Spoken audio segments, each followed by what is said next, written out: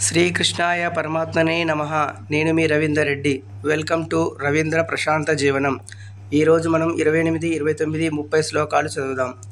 అర్జున ఉవాచ కృపయా పరయావిష్టో విషీదన్నిమబ్రవీత్ దృష్టేమం స్వజనం కృష్ణ యుయుత్సుం సముపస్థితం సీదంతి మమ గాత్రాని ముఖం చ పరిశుష్యతి వేపదుచ్చ శరీరే మే రోమహర్షచ్చ జాయతే గాంధీవం స్రంసతే హస్తాత్వక్షైవ పరిదహ్యతే న చ శక్నోమ్యవ్యస్తాతుం భ్రమతి వచ మే మనః.